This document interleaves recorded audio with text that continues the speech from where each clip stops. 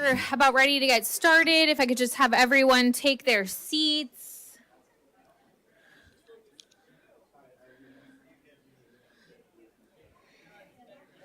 All right, giving some time for those in the lobby to find a seat. Okay.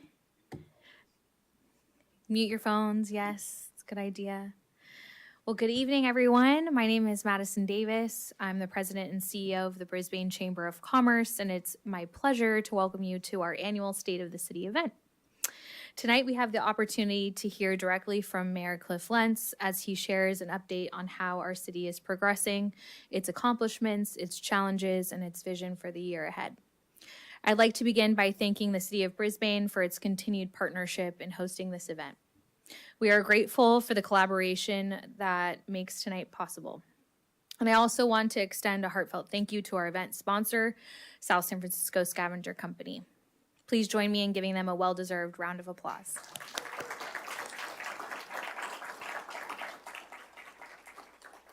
Later this evening, following the mayor's presentation, I will invite representatives from the city and from South San Francisco Scavenger to join me at the podium where we will present certificates of appreciation in recognition of their support, along with Mayor Lentz is going to get a nice certificate to add to his collection as well. But before we dive into the program, I want to acknowledge several distinguished guests who are joining us tonight. From the Brisbane City Council, we have Councilmember Colleen Mackin.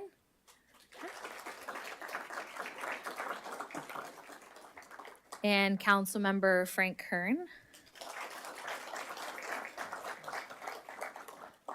And we always have to do a shout out when we have any former council members here. So we have former Mayor Lori Liu. And from the Brisbane Chamber of Commerce Board of Directors, I have Christian Cabrera, Rich Borgello, Julie Sims, and our treasurer, Jason Cranston. To all of you, thank you for your leadership and for the work that you do each and every day to strengthen and support this community. The Chamber deeply values our partnership with the City Council and City staff, whose dedication keeps Brisbane moving forward. And now, it is my honor to welcome to the podium the Mayor, the Honorable Cliff Lentz, to begin tonight's presentation.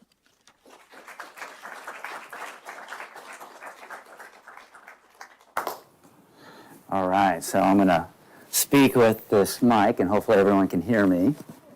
Okay, there we go. So first off, I just want to say thank you to the Chamber for hosting tonight's event, and to the President and CEO of the Chamber, Madison Davis, for organizing tonight's event. So let's give it up to Brisbane Chamber.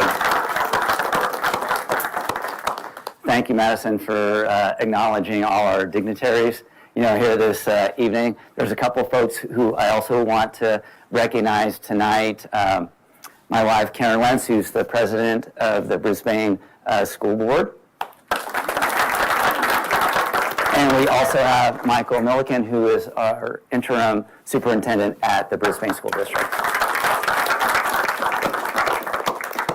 So it is an honor to be able to speak before you this evening. I just feel so blessed to the city and the citizens of Brisbane for putting their faith in me with their vote all these years. This is my 15th year on the city council, and most days I just feel extremely grateful. Of course, there's always those times when you're tired and things like that, but for the most part, it's just been such a blessing, and I just really value it. You're putting together my speech for this evening. I owe a huge thanks to Caroline Chung. Caroline put together all these slides for me, and Caroline's position in the city is the assistant to the city manager. And besides the duties that she performs there, her, along with Matt and Noah, they're the communications team in Brisbane. And so they're the ones that are putting out the blast and the star, the information that's on the signboards, all the social media that you see about what's going on in Brisbane. to have a thriving and enjoyable community, information is key, and being able to get that information out in just all different forms of communication is essential. So please, let's give it up for our communications team here in Brisbane.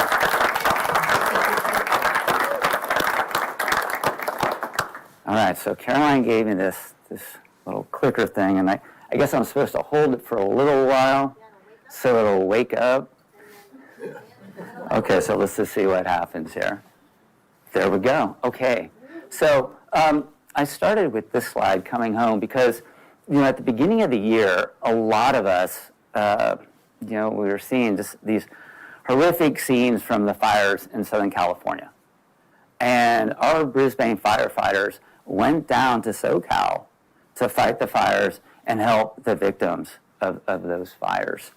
And, a lot of people might not know that Brisbane is part of the North County Fire Authority. So it's Brisbane, Daly City, and Pacifica. And a lot of people might not know that our chiefs, part of the North County Fire Authority, they reside here in Brisbane, over at the Annex. So all the top brass is here in Brisbane, and I know that we have some representation. We got Chief. Hey, let's give it up to, I'm sorry, I forgot. Joel Averson, Deputy. Yeah, thank you.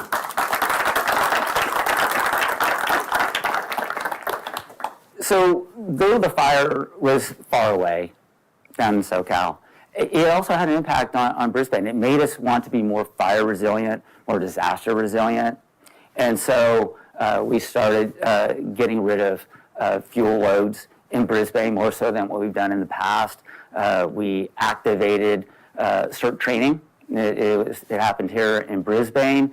Hopefully we get more folks in Brisbane to want to be a part of CERT, which is the Community Emergency Response Team. We used to have one in the past. Hopefully we can do that again for the future. We also, the fire department, put out the really strong call to the public to be connected to SMC Alert. So having that alert system on your phone notifies you when there's an issue. When we recently had the Halloween event and there were the road closures, you might have gotten a notice. So it's not just a fire, it's also traffic and other issues that you might want to think about when you get that alert. Okay, how do I respond? How do I make myself safe? As a public servant, when your firefighting team is the best when you don't get calls. Right? I've been on the council now, I guess maybe 15 years or so, and I don't think I've ever had a member of the public, give me a complaint about our fire department. Our response times and the emergency care that is given is the A standard. So let's give it up to our Brisbane Fire Department.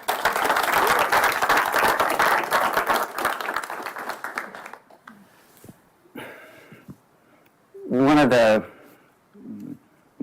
maybe the most, one of the most important things about any community where it allows itself to really come together evolves around safety.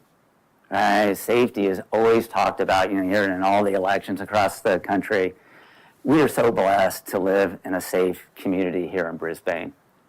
And I know that we have Chief Macias in the house. Chief Macias, a lot of us, we just call her Lisa, right? Lisa was, she grew up in Brisbane. She was on the Brisbane Police Department and worked her way up to be the chief. And through her leadership, right, we have community policing. Right? You get to see it on display here. We have National Night Out. It's an event that happens in August, and we celebrate, public safety. And police officers, they bring their families, and the Lions Club, they set up the tents, and we have the barbecue and the hot dogs and the burgers. And it's just a really nice way for the community to engage with our police department. So let's give it up to Chief Macias and our police department, please.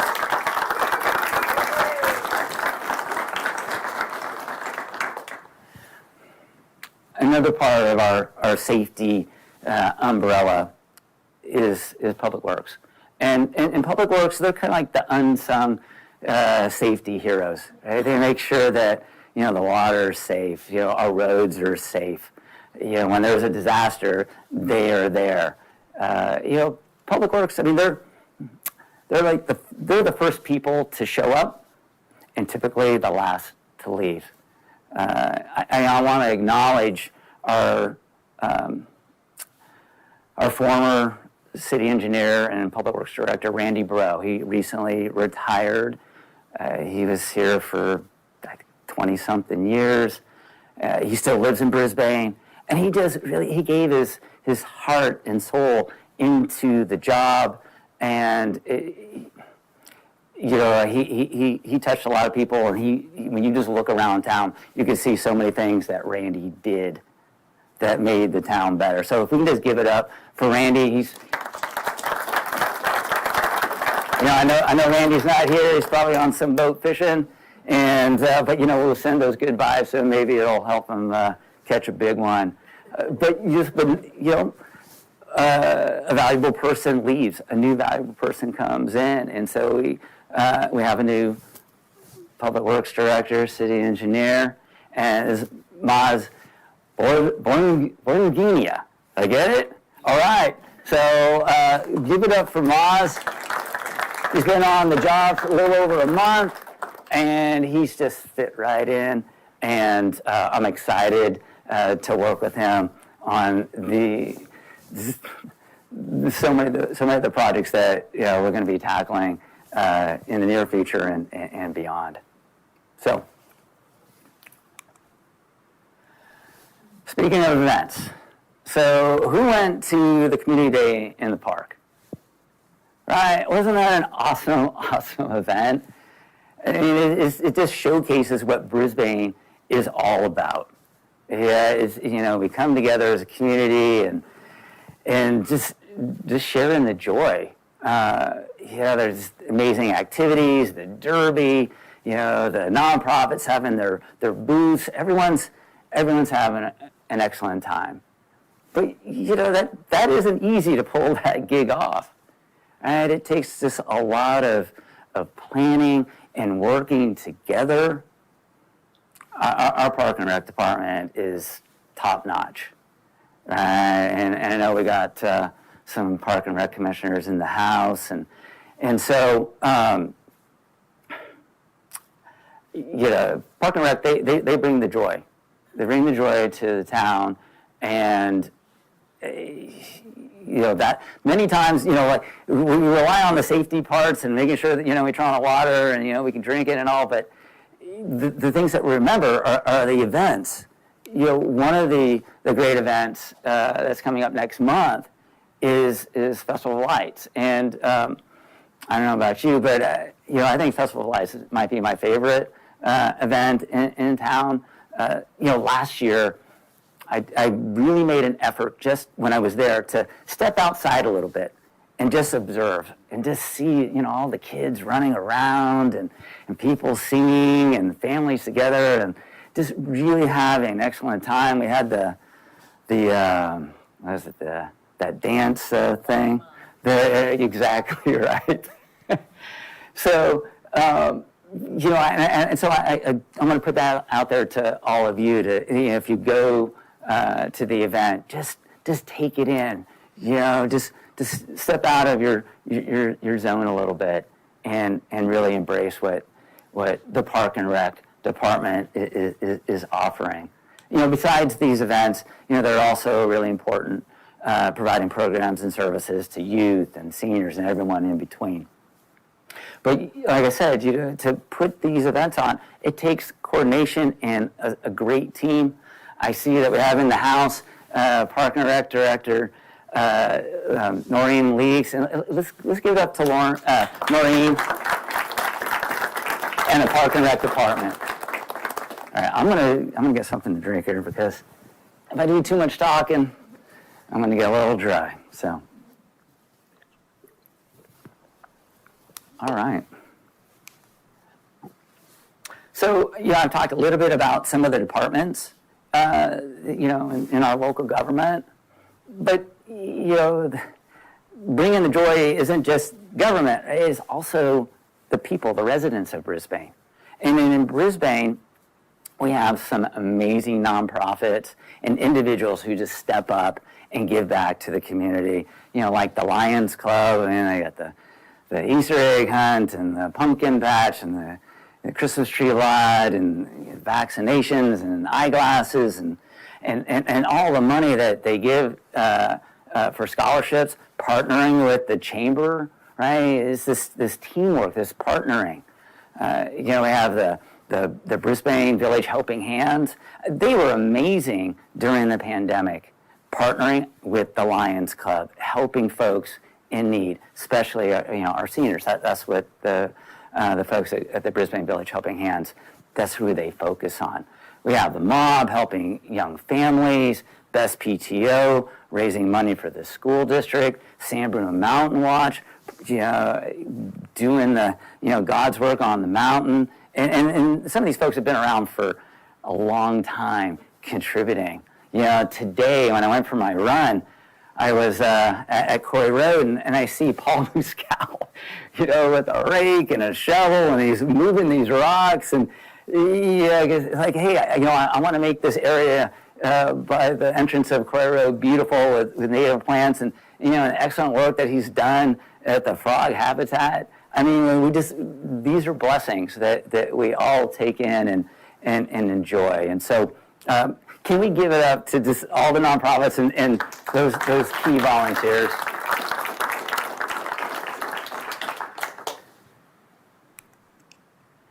All right, so obviously volunteering is a big deal in Brisbane, and the City Council acknowledged that.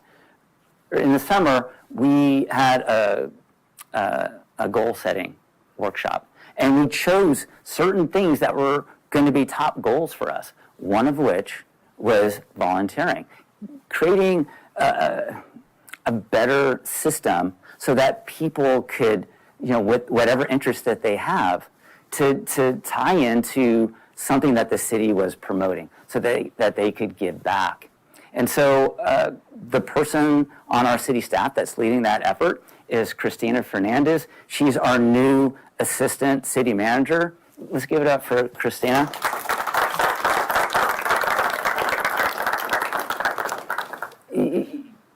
A lot of us, might have gone to a volunteer event and it wasn't very organized, right? And when you go to something like that, it doesn't feel good. You feel like your time's being wasted. And we don't want to waste people's time. We want to have, a really dialed in structure so that when you volunteer, we're going to put you to work. And when you're done, you're going to feel extremely satisfied, right? And because that's the spirit of what our town is about, giving back and making the town better. Now we have some folks in town that like to even step it up to the next level, and they join a committee or a commission. We recently put out the call for people to apply, and I think we might have had maybe 6 or 7 spots open, and I think we had 18 people apply. So there's a lot of interest, giving back. And these committees and commissions, they're super, super important because they're the council's advisory bodies. They do work and digging deep into the details, and they give us feedback that really helps us do our jobs better. Recently, we had an event, I guess a few weeks ago, where we acknowledged them. We had a luncheon, and we acknowledged their work, and we're going to make it an annual event, but just not people who are currently serving. We're also going to reach out to those who have served in the past so that we make sure that we acknowledge their work that they did years ago. So one of our committees is the IDEA Committee, Inclusion, Diversity, Equity, Accountability. And this is the only thing that I'm going to read because it moves me every time I read it. And I just want to read it out loud. And it's their mission statement. It says, we strive to develop and support a community where everyone feels welcome, valued, and empowered to participate fully in community life. It doesn't get any better than that. I mean, that's the spirit of our town. Our town has evolved over the decades. You look at the various census that have come through. But though the town has changed, the spirit stays the same. The spirit of giving back and wanting to be inclusive. Yeah, you could be someone who moves into town, you haven't been here a year, and you can get on the Park and Rec Commission. And then a few years later, you can get elected to the city council, right? If you're willing to put in the time and the effort, you reach out to people, you make those connections, right? Everybody's welcome. One of the events that IDEA put on, which I think is really cool, and they're going to be doing a lot of these throughout the year, this was a film festival. And they did it here in the council chamber. We had one of the films came from Lyrical Opposition. Sorry, there you go. And their film was so cute, and it was a delight to see, right? Because we need to tap into our younger folks. So, not everything that happens in Brisbane is rainbows and lollipops. Sometimes tragedy happens. And this year, unfortunately, a mother and a wife passed away because she got hit by a drunk driver. And though, there's nothing you could do, to avert something like that, you can take a situation such as that and have it be a call to action. And so our Complete Streets and Safety Committee did just that. And they've been working with Public Works and PD to come up with ways to make visitation safer for pedestrians and cyclists, as well as on San Bruno. Another event that they're a part of that I hope becomes one of the big events in Brisbane for years to come is when we close the streets for Halloween. And this event started as an idea from Jessica Aloft, and then she reached out to, I believe, to Sarah Mills, and then to Emily, who's on Complete Streets and Safety. And then through Complete Streets and Safety, they worked out the details with PD and then came up with this plan that was presented to the council. And we as a council then said, okay, let's do it. And it was a fantastic event. You see this guy in the middle there? That's Commander Garcia. See that big grin on his face? Okay, so Commander Garcia's grin was twice as big when we finished the job. Right? He was just ecstatic. And I'm getting goosebumps just thinking about it right now. Because, he was like, we did it, right? And that's the thing. It took, teamwork. It took all of us to come together, volunteers and PD and Public Works. And it was an amazing event, and everyone loved it. So let's give it up to Complete Streets and Safety Committee.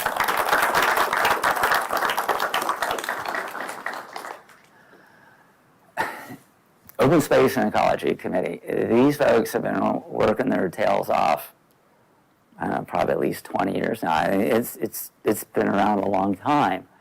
And I don't know if you've noticed, but the town's a bit darker when you walk on the streets.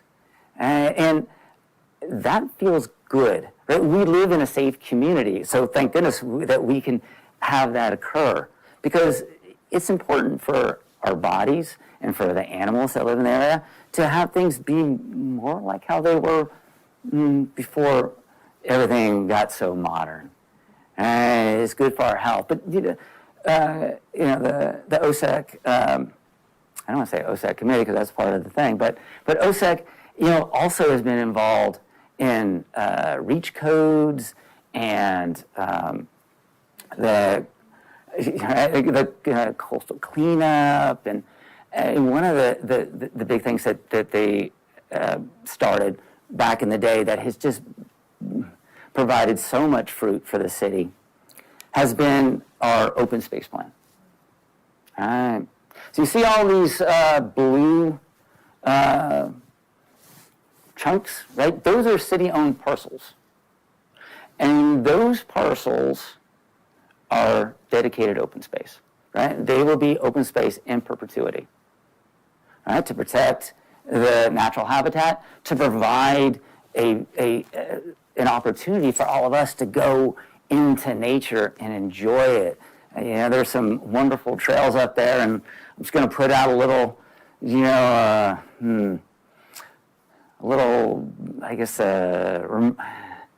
a check mark somewhere in the future, in the near future.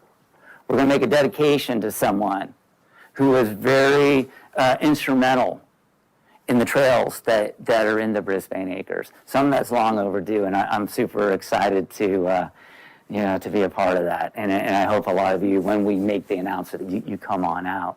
And so let me just use this little guy here. So 1, 2, 3, 4, 5. Those are lots that we bought this year. And I'm going to give you just a quick little story. So earlier in the year, we had a property owner who wanted to buy a piece of land that the city owned in Crocker Industrial Park. And it was a piece of land that was in the middle of a fence and a bee ditch. And it was overgrown with non-natives. And so they asked if they could buy it from us. Through negotiations, we said yes.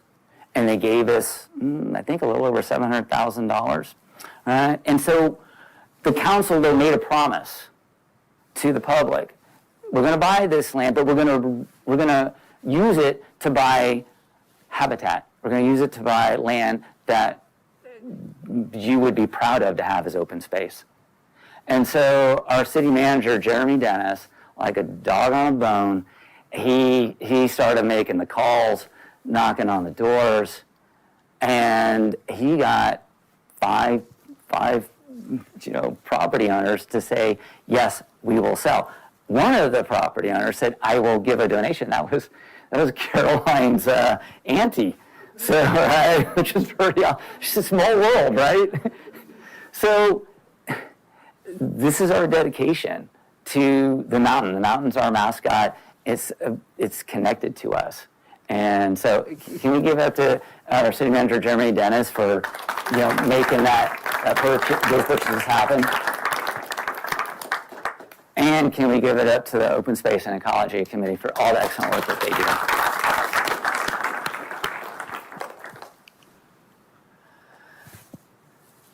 We have a fairly recently formed committee.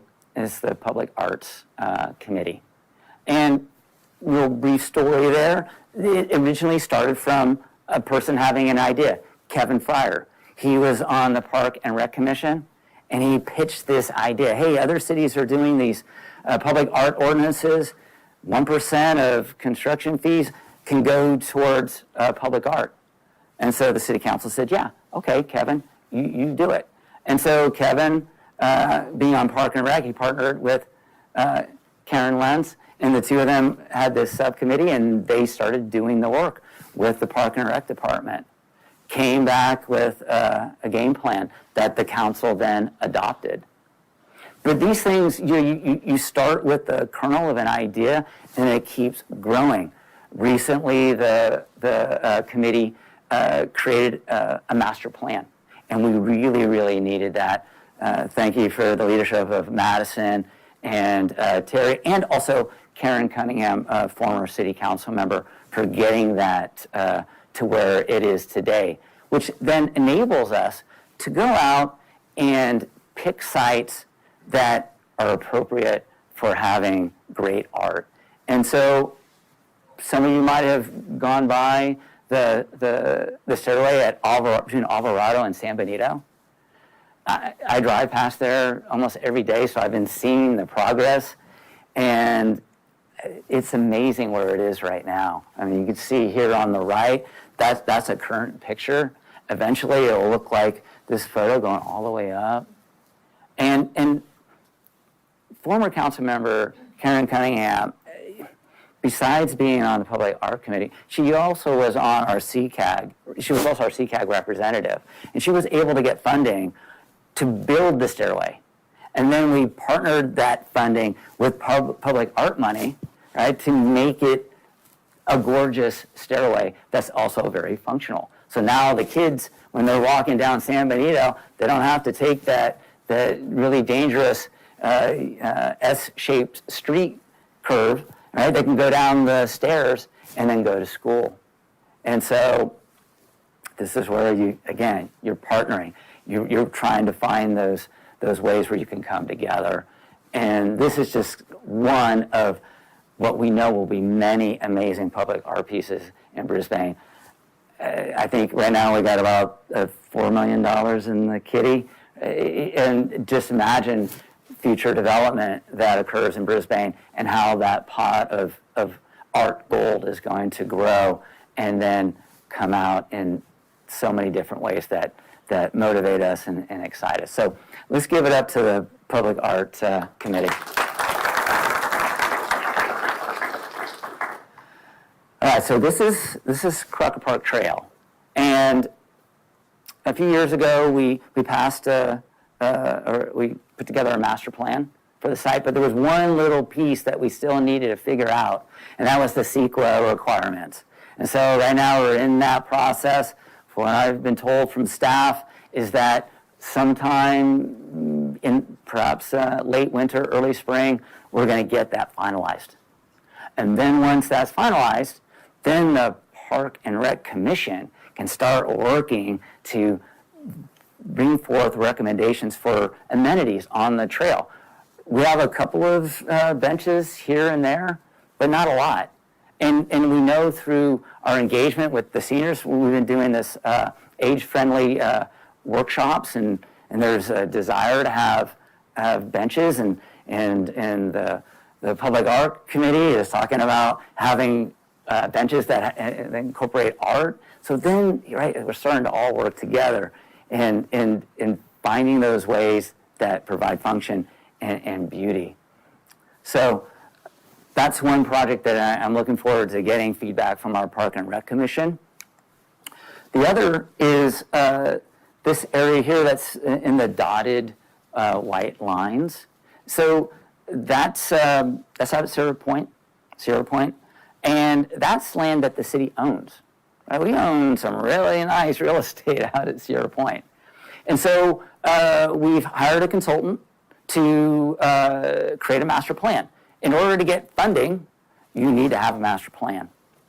And so we hired a consultant. We've been getting feedback from the community. Recently, the council gave the subcommittee, which is myself and Frank, the authority to reach out to Park and Rec.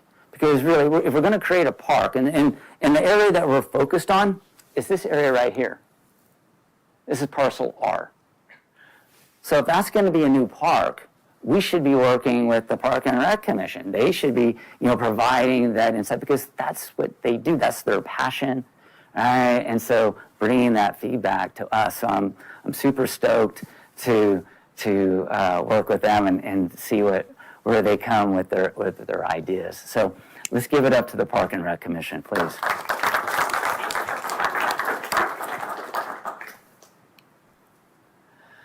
All right. I need something to drink for this one.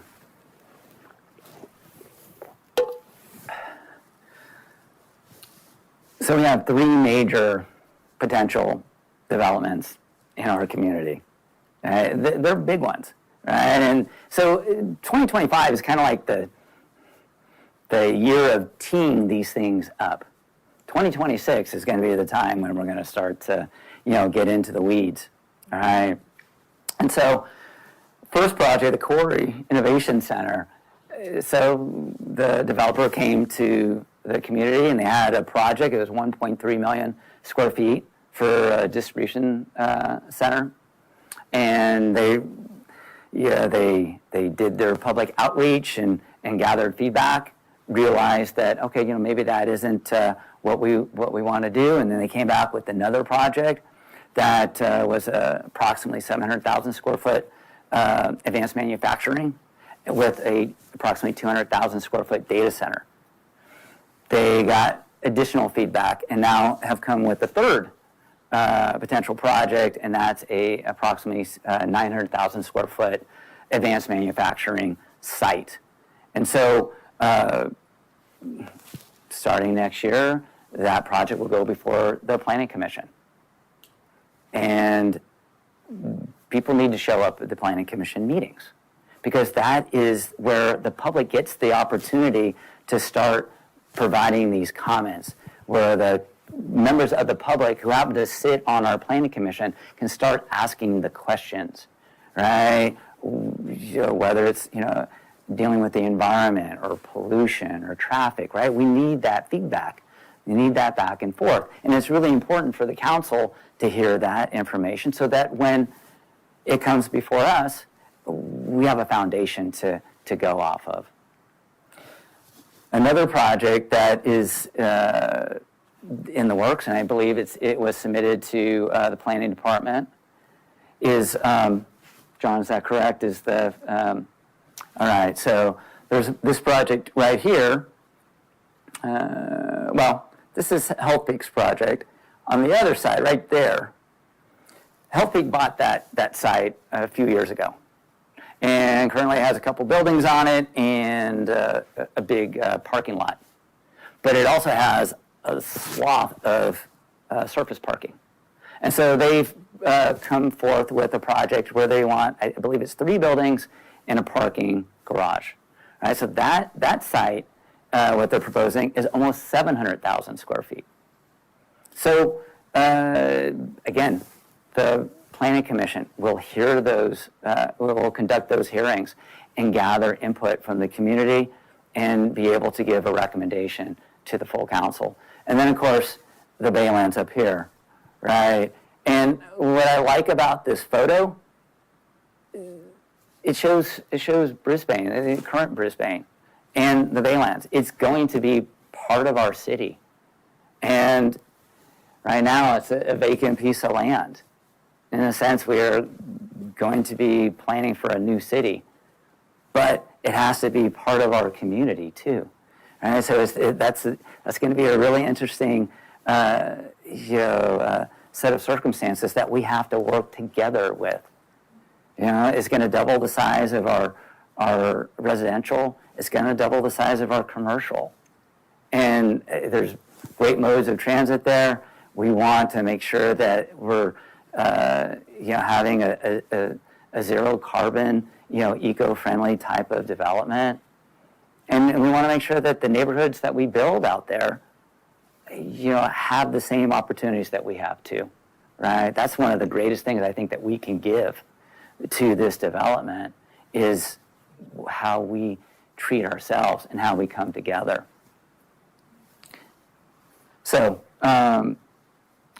we have our community development director, John Sawicki. He's in the house today, but John's not going to be with us for too long.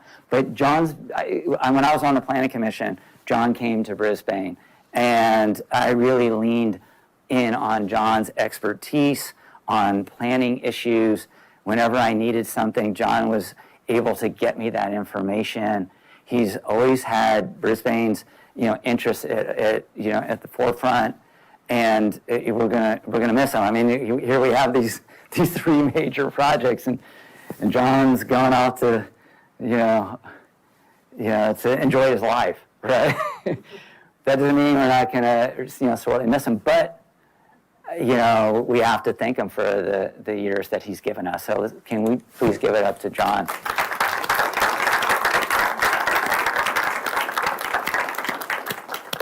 Well, luckily, John's a great teacher, and his second in command is Julia Ayers, and Julia is going to be stepping into that position, and so Julia knows her stuff.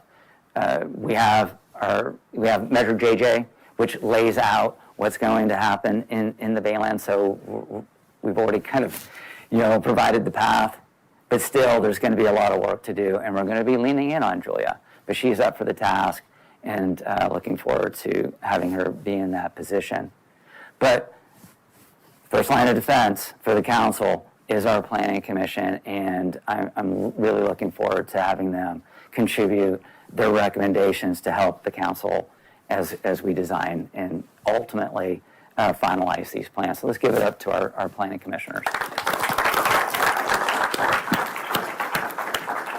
And I just want a little shout out to the Brisbane Economic Vitality Office. We've got Mitch Bull in the house, all right?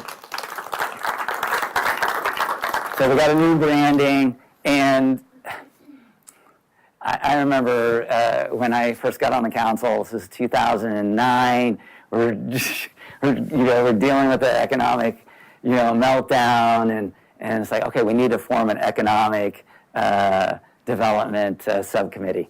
And so we have our first meeting, and it's like, oh, where's the Brisbane Chamber of Commerce? Well, how come they're not here? And they go, oh, well, they don't come to these things. I go, no, well, we can't do that. We need to bring in the chamber. And so Mitch came in, and he has been such a mentor for us, not just for the chamber, but for the city as a whole. He's our biggest cheerleader out there, and it was a steal picking him up as our economic, now vitality director. And so he's out there knocking on doors, hitting the pavement, and giving us the insight that we need in order to make smart decisions economically. So thank you so much, Mitch.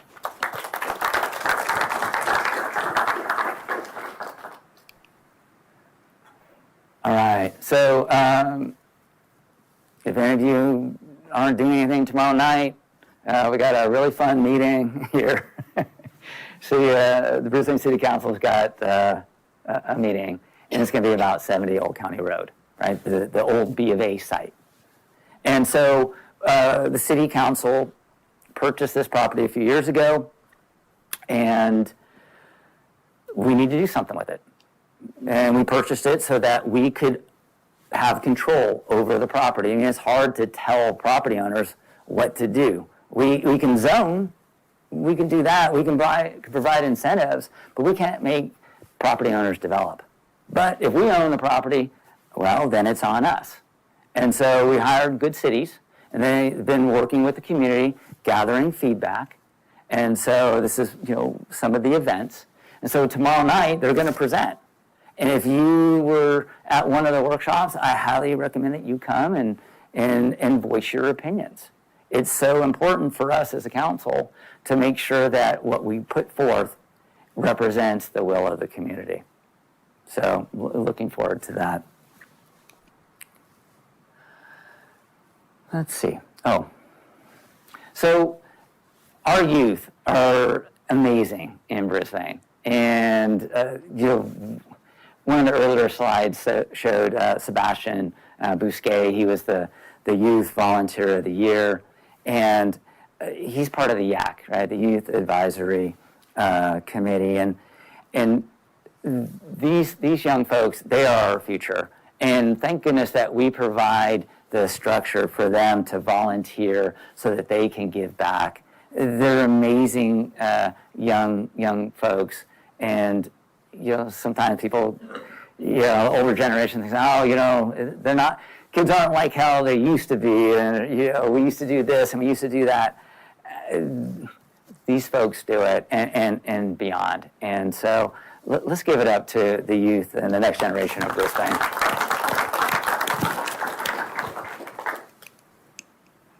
And of course, on the other side of the spectrum, right, our seniors. And another shout out to former council member Karen Cunningham. One of the things that she really wanted to bring to Brisbane was coming up with an action plan to help our seniors.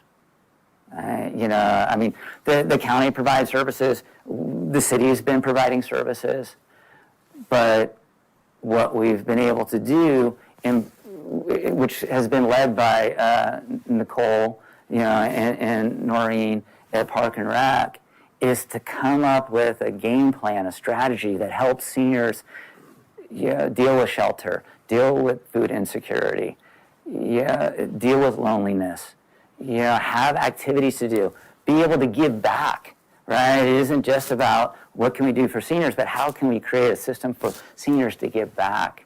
And so we've created this age-friendly action plan, and I'm really looking forward to having us, roll it out in a more robust way next year.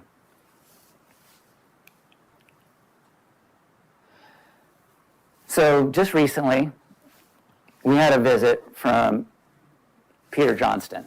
And Peter is from Australia.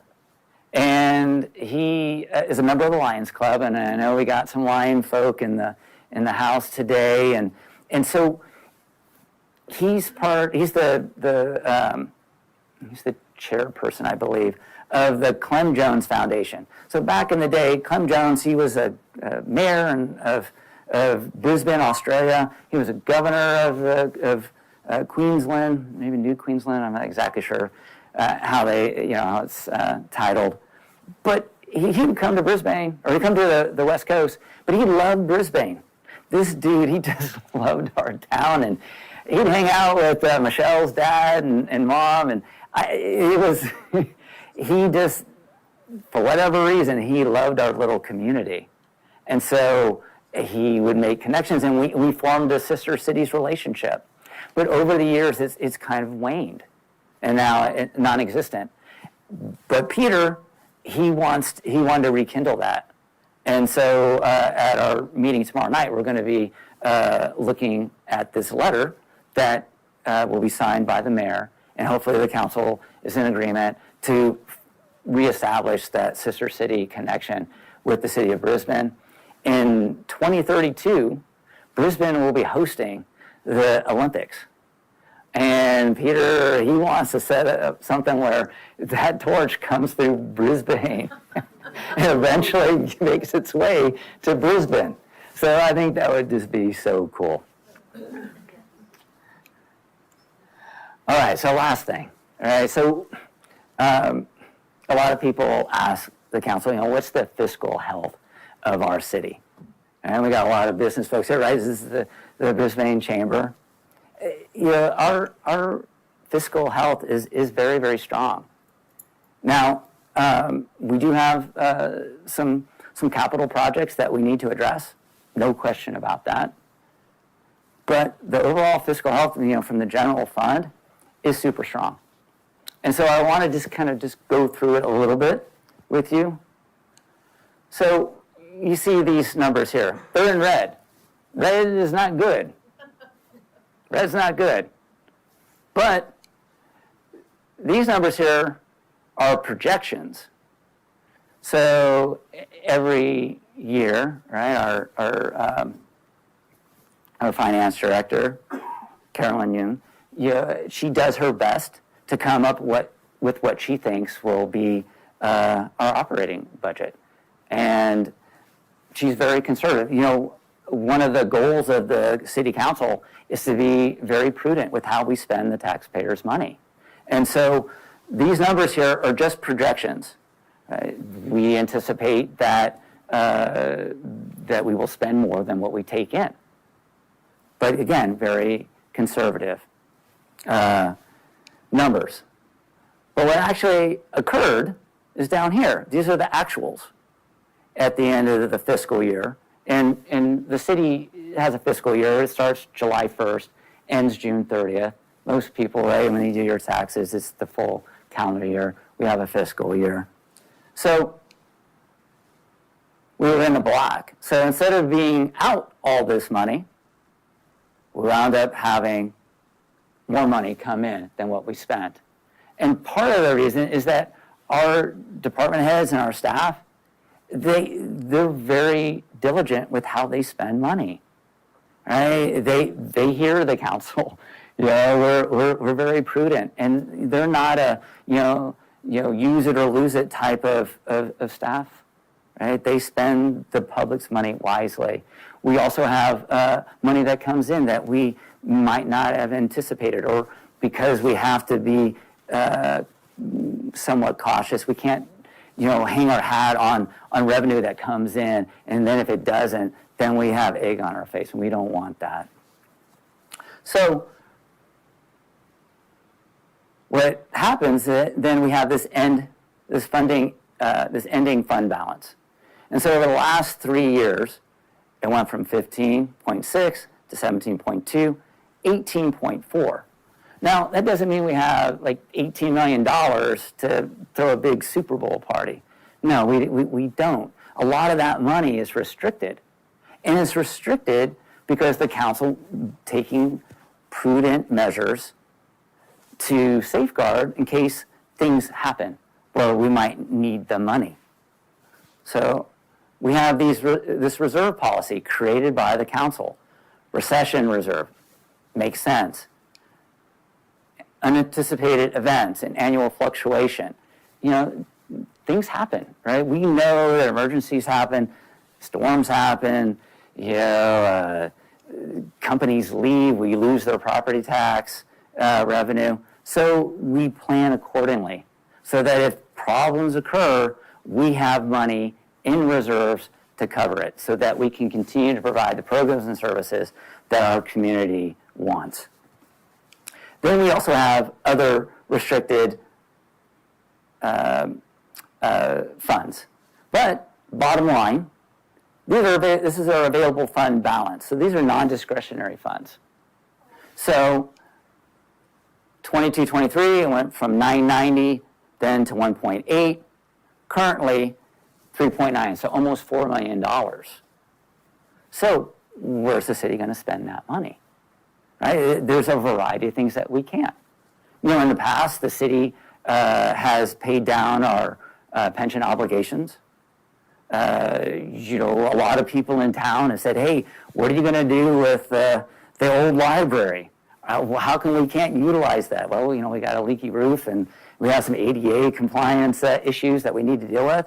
Maybe we should invest the money in that. There's a variety of things. We could add more money to our reserve policy. Maybe it needs to be a little bit more robust. Hopefully, sometime in the next, maybe the first quarter of the new year, the council could have a workshop and start to evaluate how we spend that money. Because we're a government. We're not a company. We're not supposed to continue to make money and have a profit. Money comes in from the community.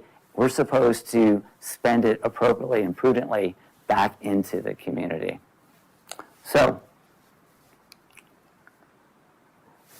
that's it for my for a State of the City address. So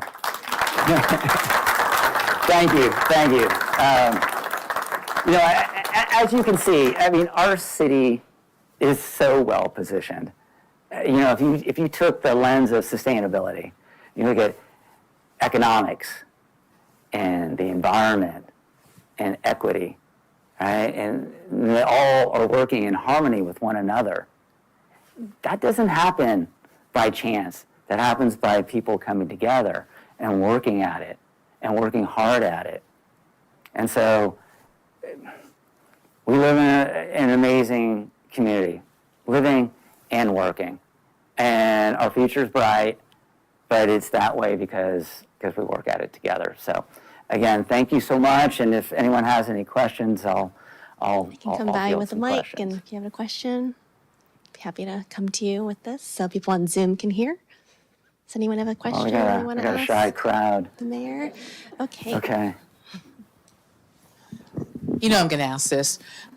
So with this innovation center, will we be doing a new environmental impact report, or will we be answering the data gaps and questions that we had in the environmental impact report draft that we already reviewed? All right. And the same thing with the Baylands, where we have a draft EIR for the specific plan and a specific plan that they're really not in sync yet. So there's a lot more work to be done before it goes to the Planning Commission. I think you're being a little optimistic there because we haven't seen the responses. We haven't seen the answers to the questions. Yeah, thank you for that. And, I'm going to pass those questions over to our Community Development Director, John Sawicki, because I don't know where the Corey project is in the pipeline. So, John. There'll be a new environmental document for the revised project when it's been submitted, but we need to make sure it's complete, which we do with all applications. And yeah, we'll have to be publishing a new draft EIR at some point in the future. In the Baylands, the next step is to prepare a final EIR, which includes answers to all the comments on the draft. That'll be published, and then that'll be the basis for Planning Commission hearings in the Q1 of next year, Q2, whenever it happens. And the specific plan will sync up with the draft EIR? It'll include revisions, mitigation measures that need to be incorporated in as well. And that'll be, absolutely.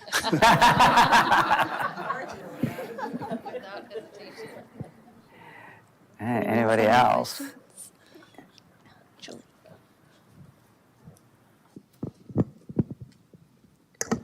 Thank you, Mayor Lentz. I'm just wondering, I think we can maybe all agree that the world is changing at a faster clip than it ever has in my lifetime. And with all of the changes in technology, we have the climate, we have all kinds of things happening. How are we thinking as a city about future scenarios and really planning for future situations that maybe we didn't even think about even 2 or 3 years ago? Yeah, no, that's a great question. So, the city formed, so Frank, you're on that committee. It's the emergency preparedness, subcommittee. So, we're hopeful that we'll get a product, from them, working with fire, working with PD and public works so that we can come up with a game plan that is adaptable and is really a living document because, as you said, Julie, that things keep evolving. And we have this great, wonderful asset, Sambro Mountain, but it could also be our demise, too, if we're not planning properly. So, we need to do that. With the Baylands,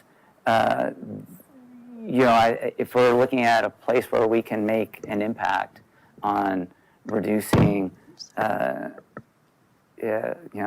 emissions, being that really great example, there's an opportunity there. We're looking at things like recycling water, putting it, back into the system. So that's a really important thing. We're looking at alternative energy generation at the site. How do we maximize that? How do we build buildings that are more energy efficient so they don't need as much energy?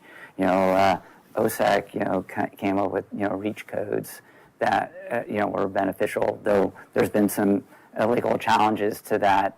But that's where in our general plan, through Measure JJ, when it was passed, the sustainability framework was incorporated, was embedded into that measure. So now that's part of our general plan, and so whatever specific plan that comes from BDI, it has to be consistent with our general plan. So there's going to be that back and forth, but I feel confident in our advisory groups to do that work, to help us as a council to understand what is possible, what is feasible, and then stand behind those best practices. What's that? The AI policy.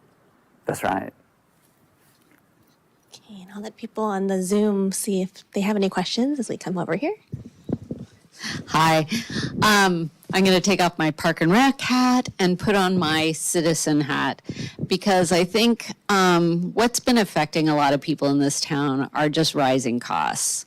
Utilities are just crazy. My gas bill, my electric bill, my trash bill, all of them have gone way up. And I understand there have been a lot of delayed or deferred maintenance problems within the city that we're trying to catch up on, and that's caused a lot of our utilities to rise.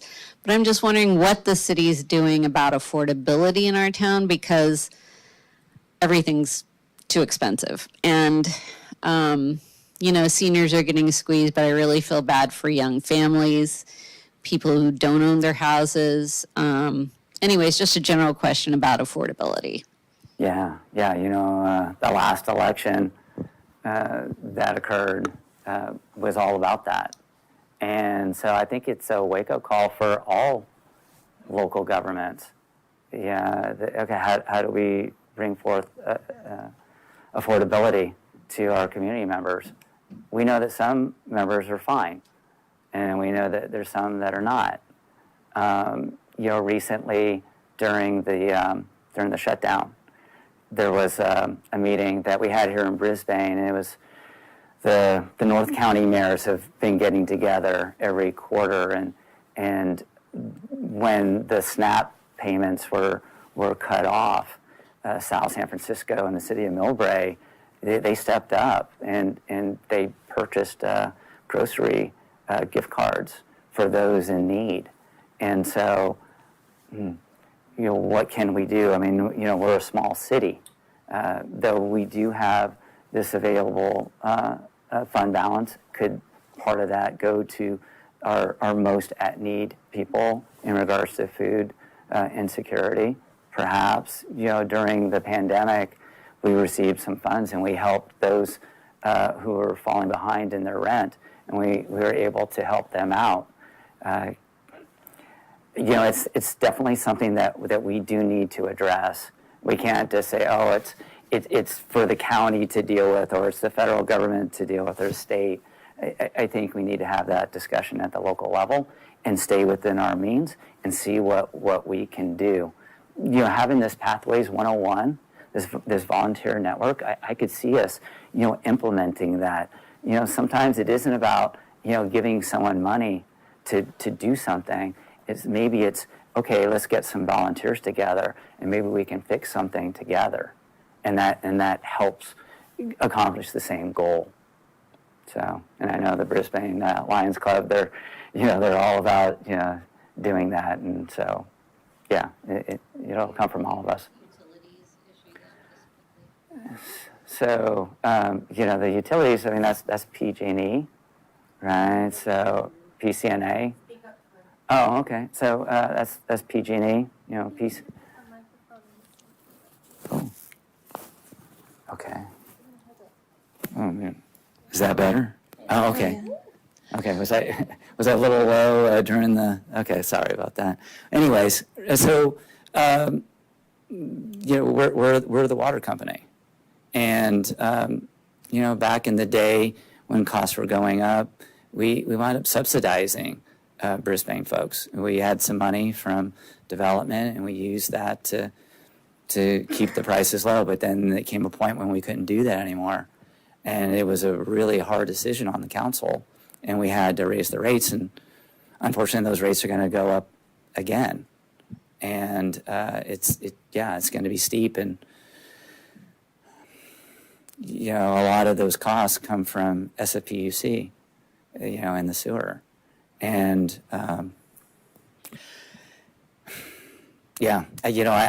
wish I had a better answer, but we're going to have to talk about it. We're going to have to come up, at least have an opportunity for people to speak and share their concerns. And if there's an idea that might come up, I mean, we got a new city engineer, public works director. He might have some ideas, up his sleeve that might be helpful. But sometimes things are what they are, and we have to accept that and do the best that we can.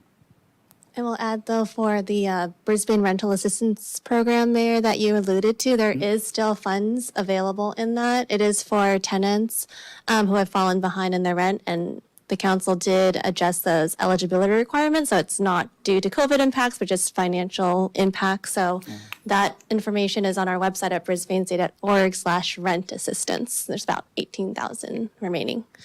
Madison.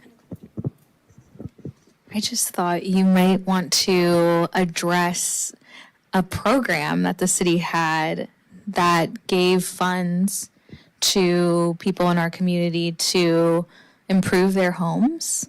because that was a big project that I know kind of speaks to one of Lisa's questions. And then I know Julie asked a question about how is the council dealing with all this new technology. And I'm aware that there was a recent AI policy adopted. So maybe you might want to talk about those two things. There you go. Well, thank you, Madison. So, so we did receive some funds from the federal government. It was, during COVID. Oh, sorry. So we did receive some funds from the federal government. It was when Jackie Spear was our representative, and it was $500,000. And getting money from the federal government, it takes time. And eventually, it came to Brisbane, and a lot of folks were able to apply, and that money went pretty darn quick. I believe. Do we have any more funds left, Jeremy? We do still have some funds left.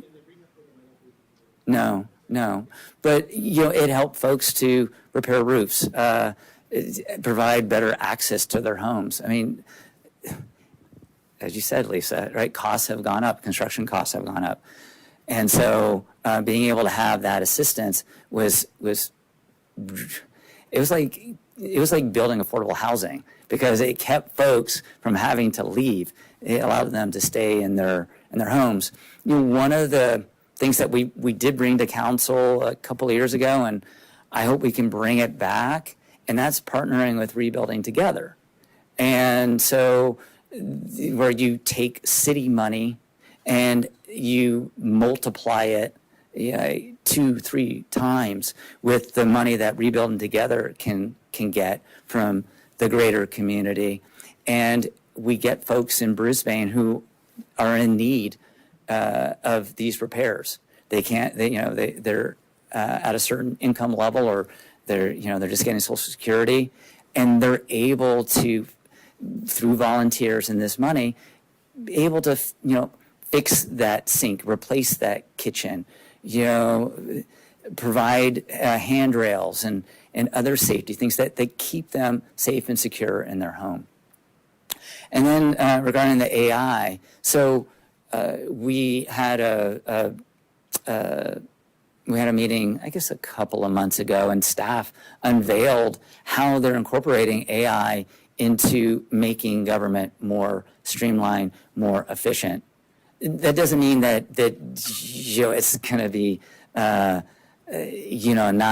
focused and detail oriented. It's just using the technology to be able to enhance the service that we provide to all of you.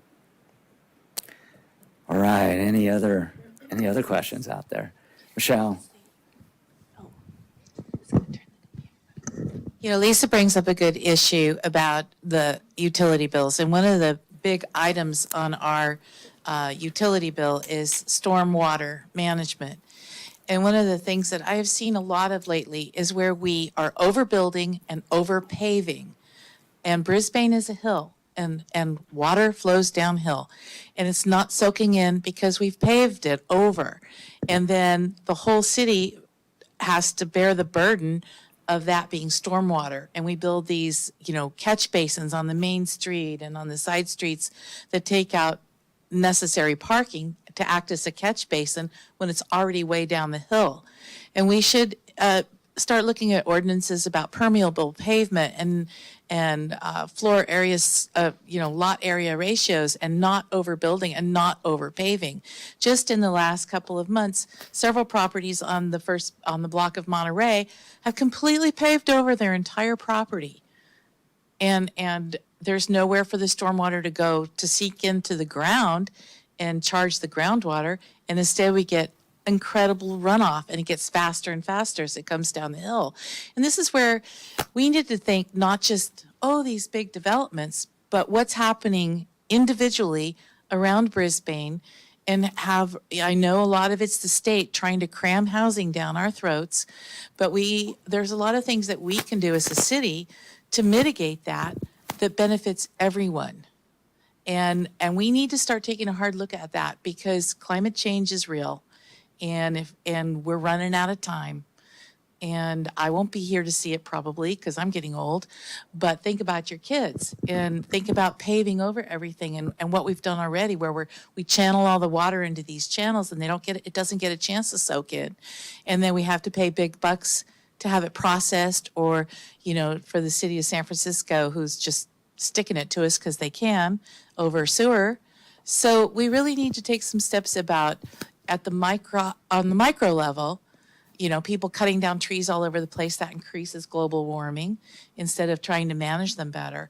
So we have a lot of work to do individually around town that we can help ourselves to mitigate instead of just trying to slap these generic solutions on things like stormwater management. It's a big issue in Brisbane now. It's always been a big issue because we live on a very steep hill, but we need to be smart about it and not just cookie cutter.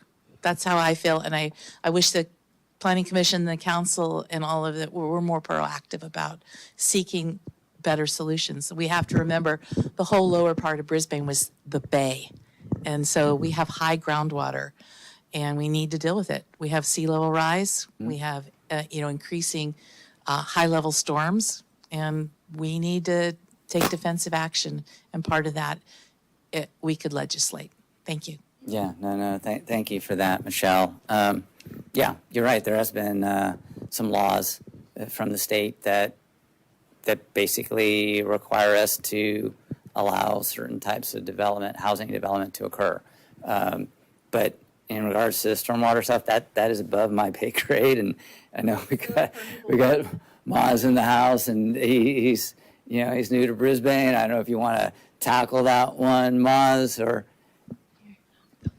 Sorry, Maz. Trial by fire. No problem. Oh, sorry. No problem. It is a regional issue. I mean, not just regional, but California as a whole, and you're seeing it all over the place. There's some specifics for Brisbane. I'm getting more acclimated, obviously. I mean, when we're looking at development and increase of impervious surfaces, that's always a concern because then that just kind of concentrates stormwater. I know that there's state requirements for low impact development, looking at maintaining 10-year storms.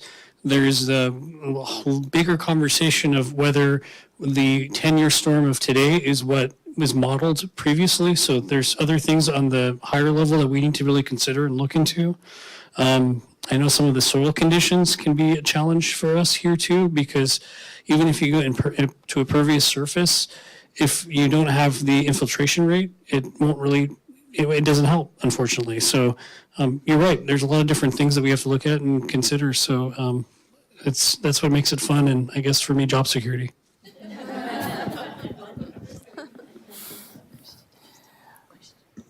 All right. Oh, Christian. Yeah, that was a very good presentation, Mayor Lentz. Thank you. So just wondering, what is the city doing for the lack of some basic needs, like a bank, high school, a pharmacy, and also, the whole visitation business, those businesses seem to be anemic for a long time, with perpetuity, they just don't seem to flourish. Just curious about that. Yeah, no, those are good points, Christian. So we got Mitch in the house from Economic Vitality. So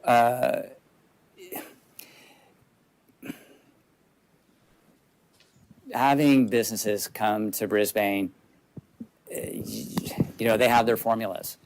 Yeah, you need a certain population, you need a certain amount of traffic, right, to bring them here. That doesn't mean, though, that we couldn't, but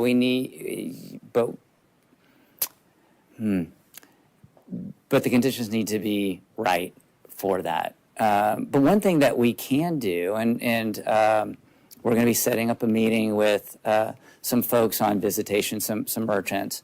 After the Halloween event, I was walking home, and Sue Cochran is walking down the street, and she says, "Come on, Cliff, let's go get a beer at the Brisbane Inn." And so we go into the bar, and we're sitting at the bar, and the owners of the Brisbane Inn wanted to chat. And they said, "Hey, we want to revitalize visitation. We want to, bring back the spirit of the downtown. I said, that's awesome. And so they said, hey, we would love to have a little economic forum, a little economic, visitation summit at the Brisbane Inn. Right? Maybe partner with the chamber, because that's where it's going to come from. It's going to come from folks who own property, get them motivated. Maybe there's some incentives that we can provide as a city that stimulate that. Because I would love to see our downtown be a happening place. It's so cute. It's really calling out for that. So I'm glad that you brought that up. And then, high school, that has to happen through the school districts. It's going to be from them. They need to work that out amongst themselves. I know that a lot of people in town would like to have one, but they need to organize. They need to do what they feel that they need to do in order to get their message across. All right. Anybody else?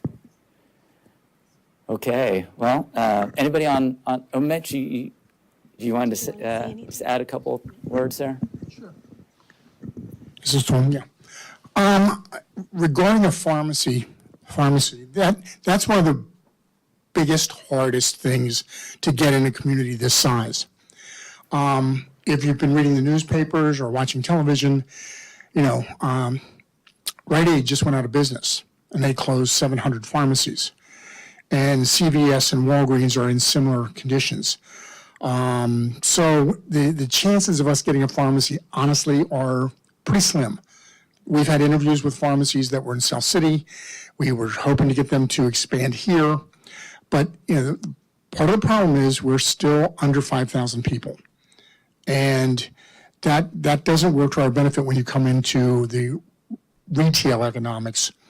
But we're still working on it. We're still talking to different places. And I expect there's going to be some new pharmacy solutions by some of the bigger retailers down the road that may allow us to have much better pharmacy service. So that's what I can tell you right now. And if there's anyone on Zoom, can you raise your hand if you want to ask a question, and we'll take it right after this.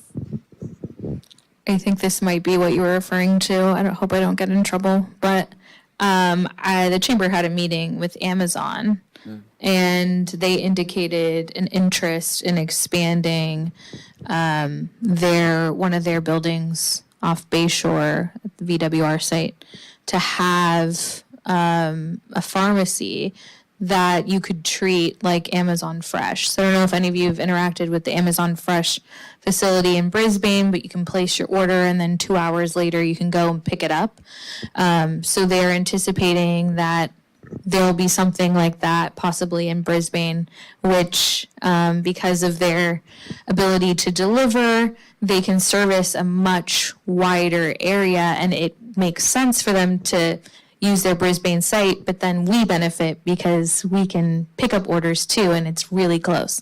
So hopefully in the near future that might be a possibility, and that would solve a lot of those problems. So.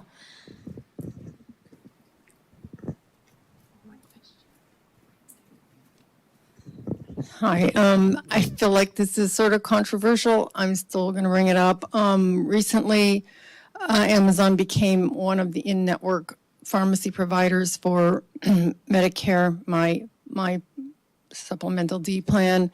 And I got an order from a doctor on Monday, authorized it this morning. It was delivered this afternoon, and it must be coming from right down the street.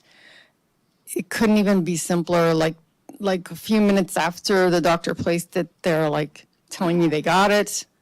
Then there's just authorization and free delivery, and it was the lowest price of anything around. And that's why I feel like it's controversial, because I like supporting local pharmacies too. But there may be a solution right now. Well, thank you for bringing that up. So, Madison, I think you have some certificates to pass out. So.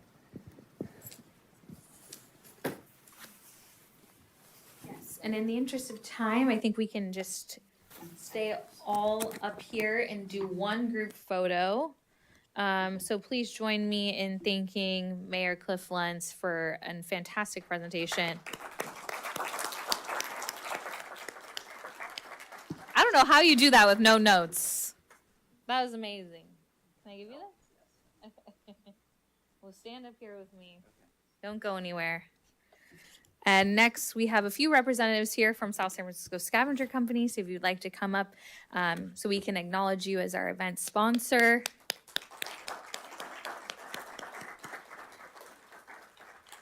You make this event possible. Thank you so much.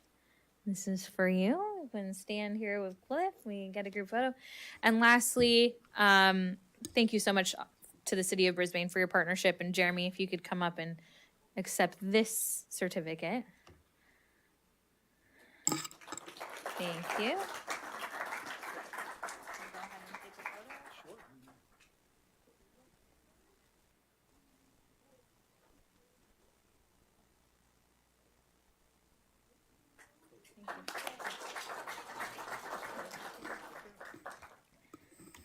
Thank you, everyone.